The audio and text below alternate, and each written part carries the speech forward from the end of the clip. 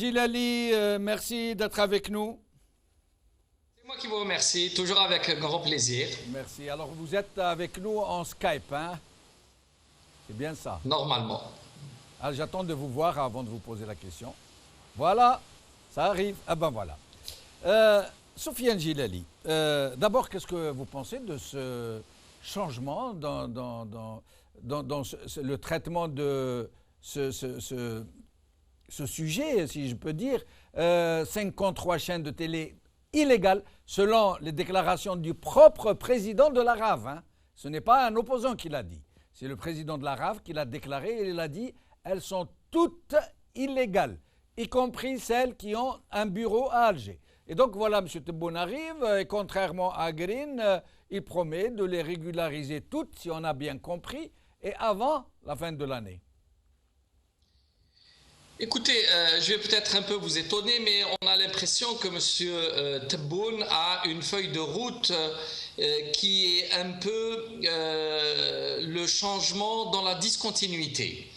Je ne sais pas trop si vous êtes d'accord avec moi, mais on a l'impression que le fait d'abord que M. Tebboune est une autre personnalité que celle de M. Sellel. Il semble du moins être d'un autre acabit, beaucoup plus sérieux comme homme. Ça, c'est une évidence.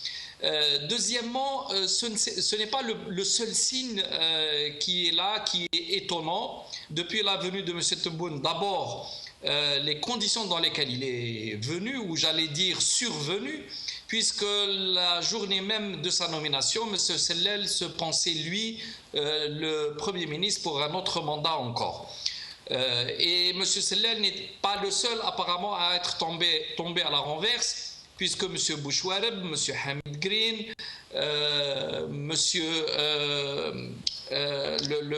ministre de l'énergie Boutarfa et d'autres ministres qui étaient donnés comme très proches du clan présidentiel qui se retrouvent dehors sans aucune explication.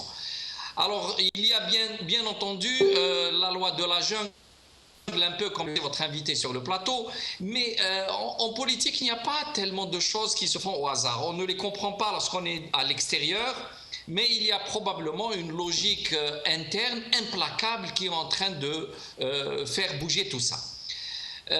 En gros, M. Tebboune est venu avec une feuille de route. Il faut qu'il calme la population, il donne des gages et apparemment ils veulent passer les 22 mois à venir d'ici l'élection présidentielle dans les meilleures conditions possibles de paisibilité, si j'ose dire, puisque M. Tebboune promet à toutes les parties de la population qui sont en difficulté ou qui sont actuellement en forme de manifestation, ils essayent de les calmer, y compris les anciens retraités. Soufiane Gilali, avec les perspectives et les échéances du régime, il ne reste plus que 22 mois avant l'élection présidentielle. Et dans un climat particulièrement orageux, pourquoi ne pas laisser ces médias à disposition comme elles sont, où aucune chaîne ne pourrait brancher parce qu'elle pourrait subir une fermeture sans autre forme de procès, alors que si jamais ils les légalisent, c'est autant de chaînes lâchées dans la nature qui demain ne seront pas aussi faciles à calmer, à faire taire, à canaliser, à contrôler. Il y aura un cahier des charges qui va limiter la liberté de chacun et je pense que les responsables de ces chaînes sont d'abord plus ou moins proches du régime, ils ont été cooptés, ne fait pas une chaîne de télévision qui veut et je pense qu'il y a suffisamment de moyens de rétorsion pour limiter leur désir de prendre des ailes. Mais au-delà, depuis 2012, où on a vu cette noria de chaînes, mais politiques, d'information, généralistes, mais aussi de cuisine, de sport et tutti quanti, tout cela n'a pas fait avancer d'un iota la situation du régime. Voyez la chaîne qui était en haut de l'estrade, qui était poussée, qui avait tous les moyens de communication et les sources d'information, du coup s'est retrouvé le bec dans l'eau.